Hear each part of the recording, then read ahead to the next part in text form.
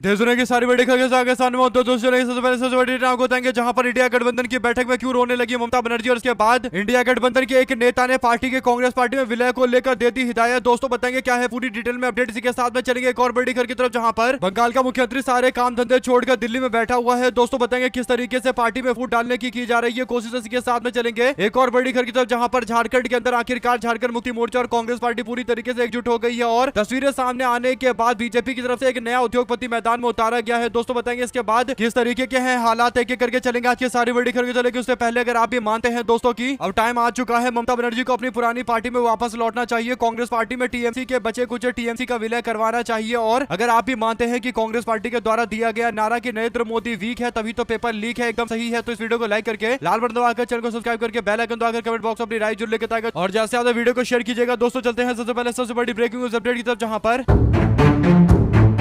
बीते दिन देश के अंदर इंडिया गठबंधन की बैठक हुई दोस्तों, और जिस बात की उम्मीद नहीं जताई जा रही थी बल्कि उसे ज्यादा बड़ा समर्थन मिल गया। यानी कांग्रेस पार्टी सोच रही थी कि 23 पार्टी आएगी लेकिन पार्टियों की कुल संख्या 26 तक पहुंच गई दोस्तों, जिसके बाद कांग्रेस पार्टी ने अपनी उम्मीद से ज्यादा लोगों के आने को लेकर सभी पार्टियों का धन्यवाद बोला दोस्तों, और तमाम तरीके की चर्चाएं हुई। लेकिन अब इस मामले को लेकर दोस्तों एक के बाद एक बड़े धमाके होते हुए दिखाई देने लगे हैं। जो बड़ी अपडेट है वो ये कि इंडिया गठबंधन की बैठक से पहले बीजेपी ने पूरे दिल्ली के अंदर पोस्टर लगा दिया था दोस्तों। इस पोस्टर में इंडिया गठबंधन के नेताओं के पुराने दिए गए बयान, खासकर कांग्रेस विरोधी बयान और तमाम तरीके के गठबंधन विरोधी बयान का जिक्र किया गया था दोस्तों। ऐसे में कई जगह पर लगाए गए बैनर पोस्टर को कांग्रेस पार्टी युवा मोर्चा की तरफ से फाड़ दिया गया दोस्तों। इसके बाद भाजपा के नेताओं की चिढ़ और ज्यादा बढ़ जाती है दोस्तों। इसके बाद इंडिया गठबंधन की तस्वीरें आनी शुरू हुई तो बीजेपी वाले और ज्यादा चिढ़ने लगे। जो सबसे ज्यादा बड़ी तस्वीर बीजेपी को चिढ़ा रही थी दोस्तों वो राहुल गांधी और समाजवादी पार्टी के नेता अखिलेश यादव का इत्मीनान के साथ हाथ मिलाने और आगे की रणनीति बनाकर साथ लड़ने के ऐलान से जुड़ी हुई थी दोस्तों। और एक और तस्वीर थी जिसने बीजेपी को कहीं ना कहीं और ज्यादा जलाया होगा और वो ये तस्वीर थी कि सोनिया गांधी और टीएमसी की सुप्रीमो ममता बनर्जी एक दूसरे के गले लग रही है दोस्तों। सोनिया गांधी हमेशा से ममता बनर्जी के साथ खड़ी रही है और ममता बनर्जी जब से कांग्रेस पार्टी में रही है तब से सोनिया गांधी उनको जानती है दोस्तों, उनकी अच्छी खासी बातचीत है। ऐसे में सोनिया गांधी के गले लगते हुए ममता बनर्जी काफी खुश दिखाई देती है दोस्तों। लेकिन मीडिया रिपोर्टों में अब जो जानकारी सामने आने लगी है दोस्तों वो और ज्यादा चौंकाने वाली बात है दोस्तों। इंडिया गठबंधन की बैठक में ममता बनर्जी फूट फूट कर रोई थी, इस तरीके के दावे ने हड़कंप मचा दिया है। आपको बता दें कि प्रभात खबर में छपी रिपोर्ट में बताया गया है कि पश्चिम बंगाल के अंदर तृणमूल कांग्रेस के भीतर मचे घमासान को लेकर, सबसे बड़े ऐतिहासिक तख्तापलट को लेकर और लोकसभा में कम से कम 20 सांसदों के खुली बगावत को लेकर स्थिति काफी ज्यादा ममता बनर्जी और उनकी पार्टी के लिए भयावह होती जा रही है दोस्तों। और रिपोर्ट में दावा किया गया है कि बंद कमरे में खुद को संभाल नहीं पाई ममता बनर्जी और इस दौरान बंद कमरे के अंदर फूट फूट कर रोने लगी और ममता बनर्जी ने विपक्षी नेताओं के सामने अपनी ही पार्टी के बागी और भतीजे अभिषेक बनर्जी की कार्यशैली को लेकर कई चौंकाने वाले बड़े खुलासे किए। और सूत्रों ने बताया है कि ममता बनर्जी ने सोनिया गांधी के सामने रोते हुए कहा कि मैंने जिंदगी भर जिन लोगों को अपनी उंगली पकड़कर राजनीति सिखाई, जिन्हें सांसद और मंत्री बनाया, अब वो आज सत्ता जाते ही उन्होंने मेरी पीठ में सबसे बड़ा खंजर घोंप दिया है। काकोली घोष के नेतृत्व में 20 सांसदों ने शुभेंदु अधिकारी से दिल्ली में मुलाकात करनी शुरू कर दी है दोस्तों। बीती रात भी लगातार मुलाकात चल रही थी और इसके बाद शुभेंदु अधिकारी को आज वापस से बंगाल लौटना था, लेकिन इसके बावजूद दिल्ली में मौजूद है और दिल्ली में इन सांसदों से लगातार मुलाकात चल रही है दोस्तों। और ममता बनर्जी इन्हीं बातों से काफी ज्यादा उखड़ गई है दोस्तों। सूत्रों का हवाला देते हुए एक और रिपोर्ट में इसी रिपोर्ट में दावा किया गया कि गुप्त बैठक के दौरान ममता बनर्जी ने पहली बार राष्ट्रीय स्तर पर नेताओं के सामने तृणमूल कांग्रेस के भीतर बुआ और भतीजे के बीच चल रहे वर्चस्व की लड़ाई की कड़वी सच्चाई खुले तौर पर स्वीकार की। ममता बनर्जी ने विपक्षी नेताओं से कहा कि पश्चिम बंगाल के चुनाव में मिली हार और उसके बाद विधायकों और सांसदों के बीच मची इस भगदड़ की सबसे बड़ी वजह अभिषेक बनर्जी की तानाशाही और अति महत्वाकांक्षी शैली है दोस्तों। हालांकि ये रिपोर्ट केवल प्रभात खबर में ही दावा किया गया है, लेकिन सवाल से बड़ा ये उठता है कि क्या ममता बनर्जी अपने भतीजे की आलोचना करेंगी इस तरीके से इंडिया गठबंधन के मंच पर? काफी कम उम्मीद है दोस्तों, लेकिन इस रिपोर्ट में जो दावे किए गए हैं उसकी जानकारी आप तक पहुंचाई गई है। लेकिन मामला इसे एक कदम और आगे निकल गया है दोस्तों। अब जो अपडेट सामने आ रही है वो ये कि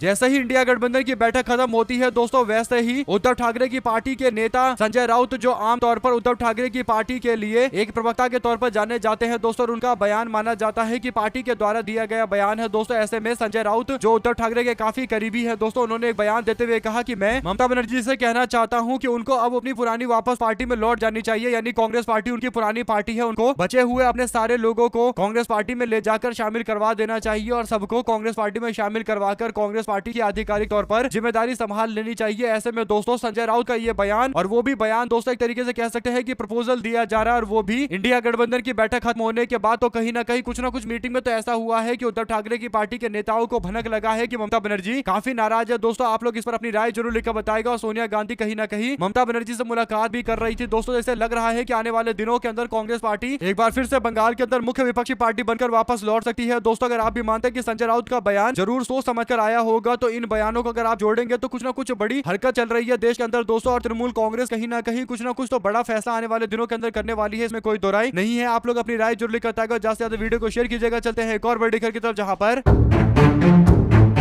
अब इंडिया गठबंधन की बैठक को लेकर जो मल्लिकार्जुन खड़गे ने 5 बड़े ऐलान किए। दोस्तों उसमें पहला ऐलान यह है कि इंडिया गठबंधन की 5 मुख्य बिंदु में पहला ये कि एसआईआर और मतदाता सूची में हेरफेर तथा चुनावी निष्पक्षता के संबंध में मुख्य न्यायाधीश को पत्र लिखा जाएगा, यानी देश के chief justice of India Suryakant को चिट्ठी लिखी जाएगी। दूसरा ये कि नीट और सीबीएसई के छात्रों के साथ विश्वासघात हुआ है और इंडिया गठबंधन ने सर्वसहमति से मांग की है कि देश के शिक्षा मंत्री धर्मेंद्र प्रधान का इस्तीफा होना चाहिए। तीसरा ये कि आर्थिक संकट, बेरोजगारी, महंगाई और किसानों तथा जन सरोकार से जुड़े अन्य मुद्दों को लेकर चर्चा के लिए मोदी सरकार सर्वदलीय बैठक बुलाए। चौथी बात यह कि इंडिया गठबंधन के सभी घटक दल 2 महीने में एक बार मुलाकात करेंगे और हर 2 महीने में आपस में मिलना पड़ेगा। इस तरीके की रणनीति पर काम चल रहा है। पांचवा ये कि मानसून सत्र के दौरान संसदीय समन्वय जारी रहेगा और हर सुबह नेता प्रतिपक्ष के कार्यालय में समन्वय बैठक आयोजित की जाएगी, यानी इंडिया गठबंधन के सारे लोग मौजूद रहेंगे। और किस तरीके से विधानसभा लोकसभा के अंदर आपस में मिलकर डटकर मुकाबला बीजेपी को कैसे करना है, और इसके लिए नेता विपक्ष के चैंबर में सारे लोग मौजूद रहेंगे, तो चर्चा होगी। दोस्तों ऐसे में आप लोग की जो भी राय है लिखकर जरूर बताएगा। ज्यादा से ज्यादा वीडियो को शेयर कीजिएगा। चलते हैं एक और बड़ी खबर की तरफ, जहां पर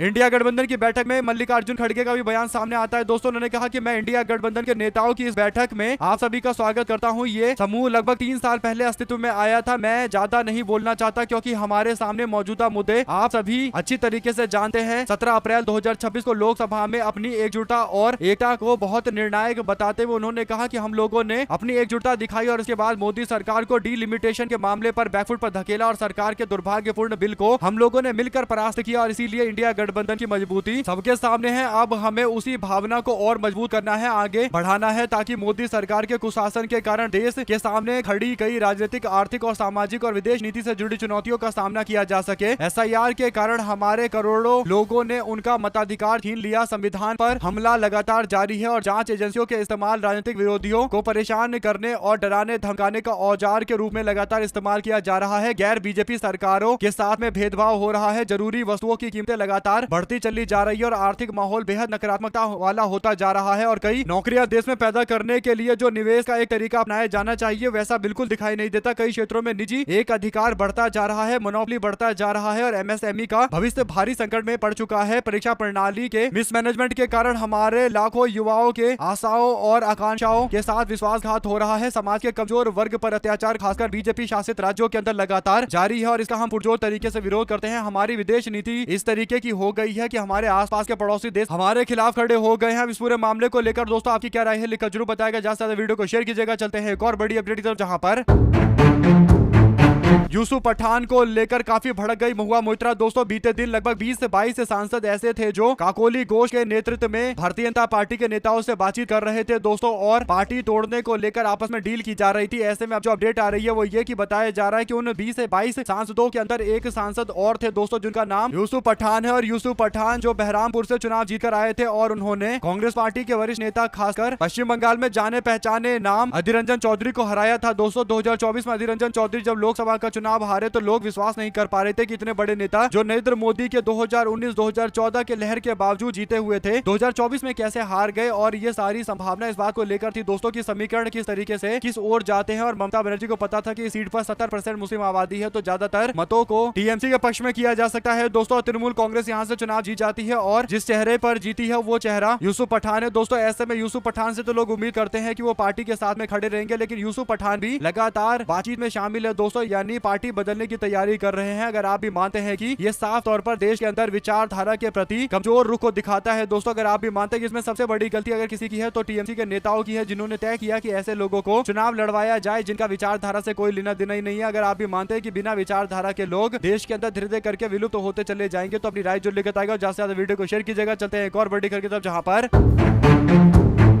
मीडिया डिबेट के दौरान भारतीय जनता पार्टी के नेता समित पात्रा से $1 ट्रिलियन में कितने जीरो होते हैं ये सवाल पूछा दोस्तों गौरव वल्लभ ने, जिसके बाद वो काफी ज्यादा फेमस हो गए थे। लेकिन बाद में कांग्रेस पार्टी के प्रवक्ता ने पलटी मार ली और कांग्रेस पार्टी को लेकर उल्टा सीधा बोलते हुए बीजेपी में चले गए। इसके बाद इनको लग रहा था कि भारतीय जनता पार्टी राज्यसभा का इनको उम्मीदवार बना देगी और राज्यसभा में इनको भेज देगी। लेकिन हकीकत यह है दोस्तों कि झारखंड की राज्यसभा की जो सीट थी जहां पर बीजेपी इनको उम्मीदवार बनाकर मैदान में उतार सकती थी और मीडिया रिपोर्ट में दावा किया जाता कि इनको दफ्तर बुलाया गया है कि वो आकर नामांकन पत्र हासिल कर ले, वो पूरी तरीके से झूठी बातें थी दोस्तों। और गौरव वल्लभ का इस बार कहीं कोई नंबर नहीं लगा है दोस्तों। गौरव वल्लभ की जगह झारखंड के अंदर पहले ही उद्योगपति का नाम आगे करने पर चर्चा चल रही थी दोस्तों। उद्योगपति को ही आगे किया है बीजेपी ने, क्योंकि विपक्ष में फूट डालने की भाजपा को उम्मीद है दोस्तों। ऐसे में गौरव वल्लभ राज्यसभा जाने वाले थे, ऐसी चर्चाएं मीडिया में चल रही थी दोस्तों और वो सारी चर्चाएं एकदम फालतू साबित हुई है। इसके बाद लोग मजाक उड़ा रहे हैं सोशल मीडिया पर और कह रहे हैं कि जिसके पास जीरो गिनने की नहीं जीरो जोड़ने की ताकत हो उसको बीजेपी टिकट देती है, यानी उद्योगपति को टिकट देती है। मीडिया में बैठकर जीरो गिनने को लेकर कि 1 ट्रिलियन में कितने जीरो है उसको बीजेपी टिकट नहीं देती। और इसी तरीके से गौरव वल्लभ के साथ ऐसा ही खेल होता रहेगा, यानी लगातार बार बार धोखा मिलता रहेगा जो लोग राज्यसभा की टिकट के लिए वहां गए हैं। साथ साथ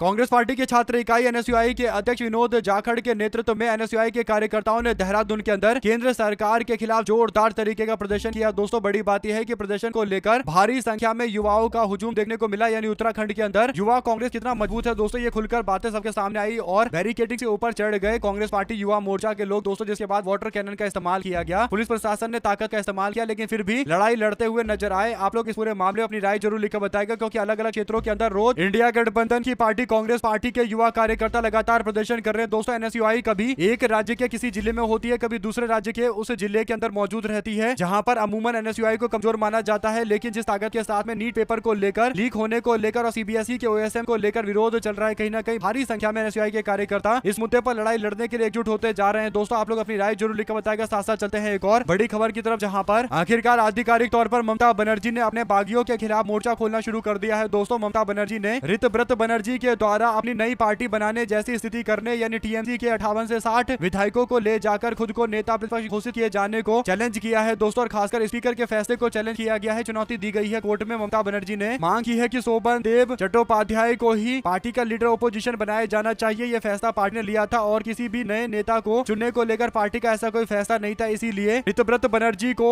नेता विपक्ष बनाया गया। ये पूरी तरीके से गलत है दोस्तों। अब देखते हैं कोर्ट इस मामले पर क्या सुनवाई करता है और क्या जानकारी देता है। आप लोग अपनी राय जरूर लिखकर बताएगा और ज्यादा से ज्यादा वीडियो को शेयर कीजिएगा। चलते हैं एक और बड़ी खबर की तरफ, जहां पर कोलकाता के अंदर ये मामला चल ही रहा है दोस्तों, लेकिन असली खबर दिल्ली से भी सामने आती है, जहां पर जिमखाना वाले मामले को लेकर भारतीय जनता पार्टी सरकार को तगड़ा झटका लगा दोस्तों। आपको बता दें कि दिल्ली जिमखाना क्लब जैसी संपत्ति को खाली कराने के केंद्र सरकार के फैसले पर दिल्ली हाईकोर्ट ने बेहद सख्त रुख अपनाया है दोस्तों। जस्टिस नीना बंसल कृष्णा ने कड़ी टिप्पणी करते हुए कहा कि दिल्ली में पहले ही हरियाली इतनी कम है, अगर एनडीएमसी क्षेत्र की बची कुची खुली जगह भी छीन ली जाएगी तो फिर दिल्ली का दम को तो घुट जाएगा, हम सब मर जाएंगे। कोर्ट ने सरकार से ये पूछा कि इस जगह पर हाई राइज इमारतें बनाने को लेकर क्या आप लोगों ने तैयारी कर रखी है दोस्तों। इन सवालों के बाद अब कोर्ट में वापस से बीजेपी सरकार को अपने वकील भेजने पड़ेंगे, उन सारे सवालों का जवाब देना पड़ेगा दोस्तों। कोर्ट इस मामले को लेकर काफी सख्त रुख अपना रहा है। आप लोग अपनी राय जरूर लिखकर बताएगा। चलते हैं एक और बड़ी खबर की तरफ दोस्तों, जहां पर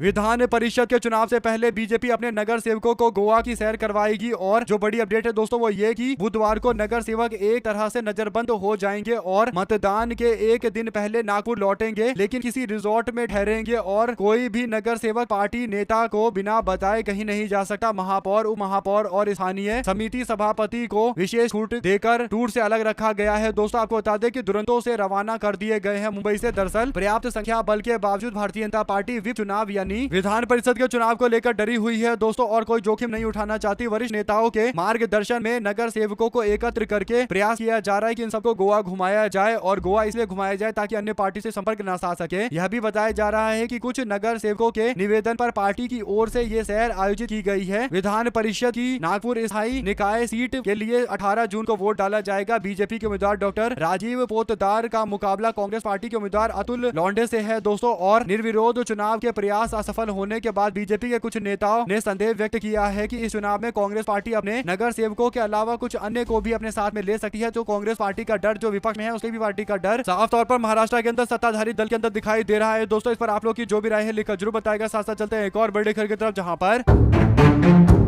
मध्य प्रदेश की तीसरी राज्यसभा सीट के लिए अब शह और मां का खेल शुरू हो चुका है दोस्तों। बीजेपी ने आखिरी वक्त में महेश केवट को मैदान में उतारकर मुकाबले को दिलचस्प बना दिया है दोस्तों। आपको बता दें कि कांग्रेस पार्टी के पूर्व मुख्यमंत्री कमलनाथ जैसे दिग्गज चेहरों को किनार करके कांग्रेस पार्टी ने पूर्व सांसद मीनाक्षी नटराजन पर दाव खेला है दोस्तों। लेकिन क्या आप जानते हैं कि राहुल गांधी ने आखिर मीनाक्षी का नाम आगे क्यों किया है दोस्तों? राजनीतिक गलियारों में मीनाक्षी नटराजन की पहचान एक कड़क और गांधीवादी नेता के रूप में की जाती है दोस्तों, और ईमानदारी के किस्से कई जगह पर सुने जाते हैं। 2024 के लोकसभा चुनाव के लिए इनको यानी मीनाक्षी नटराजन को पार्टी ने 5 करोड़ रुपए लड़ने के लिए दिया। इसमें से इन्होंने 1 करोड़ रुपए खर्च किया, बाकी 4 करोड़ रुपए वापस पार्टी को लौटा दिया। विधानसभा में भी यही कारनामा इन्होंने किया दोस्तों। ये कोई पहली बार नहीं है, इससे पहले विधानसभा चुनाव के दौरान भी उन्होंने चुनावी चंदा लेने के बावजूद 75% हिस्सा वापस से पार्टी को लौटाते हुए कह दिया कि केवल 25% पैसा खर्च हुआ है। तो कुल मिलाकर दोस्तों इस तरीके से उन्होंने अपनी ईमानदारी दिखाई, जो बात राहुल गांधी को पसंद आ गई दोस्तों। राहुल गांधी ने अब इनको टिकट देकर मैदान में उतारा है। इस पर आप लोग की जो भी राय है लिखकर जरूर बताएगा, क्योंकि मुकाबला दिलचस्प हो चुका है तीसरी सीट को लेकर दोस्तों। आगे भी अपडेट आप तक पहुंचाते रहेंगे। इसी के साथ में चलते हैं एक और बड़ी खबर की तरफ, जहां पर झारखंड के विधानसभा चुनाव को लेकर एक बड़ी अपडेट सामने आई है दोस्तों। अपडेट ये है कि झारखंड की जो दूसरी सीट है दोस्तों, जहां पर कांग्रेस पार्टी का उम्मीदवार चुनाव लड़ रहा है और भारतीय जनता पार्टी के जीत की संभावना तो दूर दूर तक यहां नहीं है दोस्तों। इसके बावजूद बीजेपी के लोग चुनाव लड़वा रहे हैं। अपना नया उम्मीदवार बीजेपी राज्य के अंदर लेकर आई है दोस्तों। जो उम्मीद जताई जा रही थी, बीजेपी ने झारखंड के अंदर एक उद्योगपति जो 2-3 बार सांसद रहे हैं दोस्तों, उनको चुनाव लड़ाने का फैसला लिया है। आपको बता दें कि झारखंड में भारतीय जनता पार्टी इंडिया गठबंधन में फूट डालने की कोशिश करते हुए अब एक नए उम्मीदवार के साथ मैदान में उतरी है दोस्तों। और ये उम्मीदवार है परिमल नाथवानी दोस्तों। Parimal Nathwani Reliance industry limited corporate के मामले को लेकर यानी कॉर्पोरेट से जुड़े हुए रहे हैं और करोड़ों रुपए इनके पास है दोस्तों। और गुजरात के जामनगर में दुनिया की सबसे बड़ी तेल रिफाइनरी के निर्माण के लिए भूमि अधिग्रहण और जामनगर विशेष आर्थिक क्षेत्र यानी एसईजी की स्थापना, पेट्रोलियम रिटेल आउटलेट और गुजरात में रिलायंस जियो को लॉन्च करने में इनकी बड़ी भूमिका रही है दोस्तों। और गुजरात क्रिकेट एसोसिएशन यानी जीसीए के उपाध्यक्ष के रूप में काम कर चुके हैं। और परिमल नथवानी 2008 से लगातार भारतीय राजनीति में सक्रिय है दोस्तों। 2008 से लेकर 2020 तक झारखंड से निर्दलीय सांसद के तौर पर चुने गए हैं दोस्तों। राज्यसभा के सांसद के तौर पर चुने गए हैं। इसके बाद 2020 से वो वाईएसआर कांग्रेस के समर्थन से आंध्र प्रदेश से राज्यसभा के सदस्य चुने गए। तो दोस्तों झारखंड में जून 2026 में अब इनको इस साल चुनावी मैदान में उतारा गया है, यानी बड़े उद्योगपति है। और क्योंकि झारखंड से निर्दलीय चुनाव जीत चुके हैं, तो कहीं ना कहीं ये कई सारे विधायकों को जानते भी हैं दोस्तों। और कहीं ना कहीं इसी उम्मीद में बीजेपी बैठी हुई है कि कई विधायक पलटी मारेंगे और इसके बाद झारखंड मुक्ति मोर्चा की सरकार के ऊपर खतरा आ जाएगा। अब इन्हीं बातों पर ध्यान रखते हुए इंडिया गठबंधन पूरी तरीके से एकजुट हो रहा है दोस्तों। इंडिया गठबंधन के नेता और राज्य के मुख्यमंत्री हेमंत सोरेन, आरजेडी के नेता सुरेश पासवान और सीपीआई के नेता अरूप चटर्जी ने राज्यसभा चुनाव के मामले को लेकर कांग्रेस पार्टी के उम्मीदवार चुने गए प्रणव का समर्थन करते हुए यानी प्रणव झा का समर्थन करते हुए नामांकन के दौरान पूरा इंडिया गठबंधन एकजुटता के साथ मजबूती के साथ खड़ा दिखाई दिया दोस्तों। ऐसा लग रहा है कि नथवानी को इस बार चुनाव हराने के लिए इंडिया गठबंधन पूरी मजबूती के साथ लड़ाई लड़ने को तैयार है। आप लोग अपनी राय जरूर लिखकर बताएगा दोस्तों। चलते हैं एक और बड़ी खबर की तरफ, जहां पर राजस्थान के जयपुर कृषि विभाग में कथित कमीशन खोरी और एसीबी कार्रवाई को लेकर प्रदेश कांग्रेस के अध्यक्ष गोविंद सिंह डोटासरा ने मंत्री किरोड़ी लाल मीणा के बयान पर पलटवार किया है दोस्तों। चंडीगढ़ से जयपुर लौटते समय मीडिया से बात करते हुए डोटासरा ने कहा कि इस मामले में फीस निकालने जैसी बात कहां से आ गई, जबकि सरकार उनकी है और एसीबी ने मुकदमा दर्ज किया है। डोटासरा ने कहा कि किरोड़ी लाल मीणा स्वयं स्वीकार कर रहे हैं कि उन्होंने संबंधित लोगों को इनपुट जुटाने के लिए लगाया हुआ है। अब तक इनपुट से आउटपुट निकल आया है, तो एसीबी को जांच करना चाहिए और क्या और कौन कितना ले रहा था और किसे कितना दे रहा था। उन्होंने कहा कि जांच में सच्चाई सामने आएगी और दूध का दूध पानी का पानी हो जाएगा। क्या आप इस बात से इत्तेफाक रखते हैं दोस्तों? कमेंट बॉक्स में अपनी राय जरूर लिखकर बताएगा और ज्यादा से ज्यादा वीडियो को शेयर कीजिएगा। चलते हैं एक और बड़ी खबर की तरफ, जहां पर